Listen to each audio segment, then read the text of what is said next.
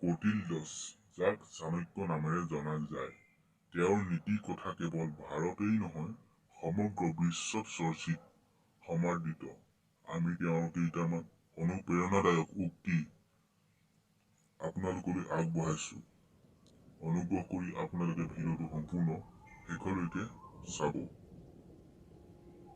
চাণক্যই কৈছে, ধন, বন্ধু, পত্নী আৰু ৰাজ্য পুনৰ প্ৰাপ্ত হ'ব পাৰে, কিন্তু হেৰুৱা এই শৰীৰটো পুনৰ কেতিয়াও প্ৰাপ্ত নহ'ব। সত্য এইটোৱে যে বেপাৰত কেতিয়াও বন্ধু নাথাকে, আৰু যি মিত্ৰ থাকে তেনে তেওঁৰ বাবে তুমি এটা জখলা। কোনেও শক্তিশালী মনক পৰাজিত কৰিব নোৱাৰে। আনৰ ভুলৰ পৰা শিকক, কিয়নো আনে কৰা সকলোবোৰ ভুল আপুনি কৰিবলৈ আপোনাৰ হাতত সিমান সময় নাথাকে। আটাইতকৈ ডাঙৰ গুৰু মন্ত্ৰটো হ'ল, আপুনি আপোনাৰ গোপন কথা কাৰো সৈতে ভাগ বতৰা নকৰিব, ই আপোনাক ধ্বংস কৰিব পাৰে। যদিও এটা সাপ বিষাক্ত নহয়, তথাপিও ই বিষাক্ত হোৱাৰ অভিনয় কৰে। এজন মানুহ জন্মগতভাৱে মহান হৈ নাহে, তেওঁ মহান হয় তেওঁৰ কামৰ দ্বাৰা। ঈশ্বৰে কাঠ বা শিল, মাটিৰ মূৰ্তিত বাস নকৰে। তেওঁৰ বাসস্থান আমাৰ অনুভৱ, আমাৰ চিন্তাত আছে। কেৱল এই অনুভৱৰ জৰিয়তেহে আমি ঈশ্বৰক এই মূৰ্তিবোৰত বিদ্যমান বুলি গণ্য কৰোঁ। শিক্ষা হৈছে সৰ্বশ্ৰেষ্ঠ বন্ধু। এজন শিক্ষিত ব্যক্তিক সকলো ঠাইতে সন্মান কৰা হয়। শিক্ষাই সৌন্দৰ্যক পৰাজিত কৰিব পাৰে। এবাৰ আপুনি কিবা এটা কাম কৰা আৰম্ভ কৰিলে বিফলতাৰ ভয় নকৰিব আৰু ইয়াক এৰি নিদিব। আন্তৰিকতাৰে কাম কৰা লোকসকলকে আটাইতকৈ সুখী বুলি ভবা যায়।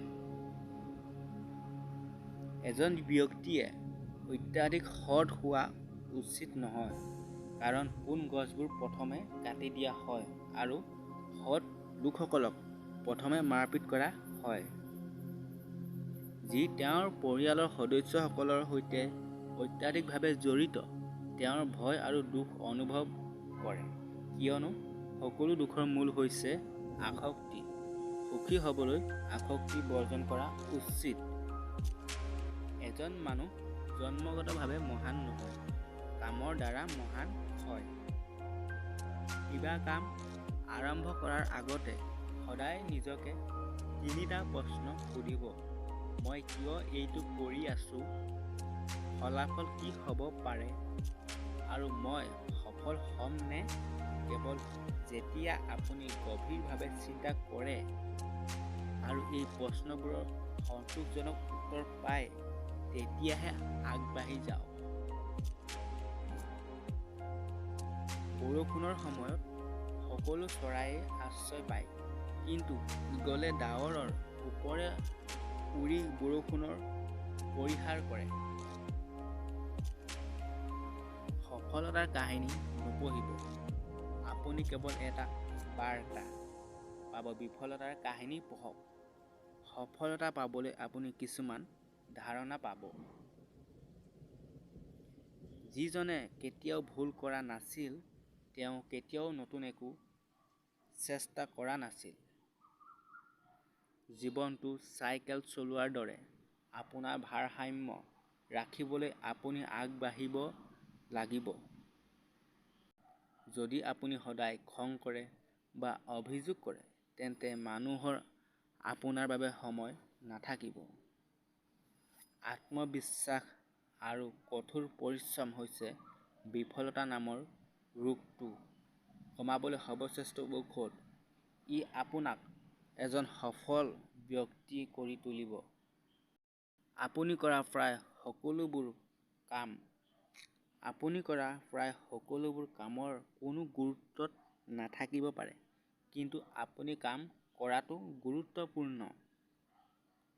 সফল ব্যক্তি হোৱাতকৈ এজন মূল্যৱান ব্যক্তি হ'বলৈ চেষ্টা কৰক। অসুবিধাৰ মাজত সুযোগ থাকে। কামে আপোনাক অৰ্থ আৰু উদ্দেশ্য প্ৰদান কৰে আৰু ইয়াৰ অবিহনে জীৱন খালী। যদি আপুনি খ্যাতিৰে জন্মগ্ৰহণ কৰে, ই এক দুৰ্ঘটনা। যদি আপুনি খ্যাতিৰে মৃত্যুবৰণ কৰে, তেন্তে এয়া এক সফলতা। বাবে গৌৰৱ হওক, কিন্তু কোনোবাই আপোনাক কেনেদৰে চায় তাৰ বাবে লজ্জিত নহ'ব। আপোনাৰ সুখ আপোনাৰ ওপৰত নিৰ্ভৰ কৰে, কেৱল আপোনাৰ ওচৰত।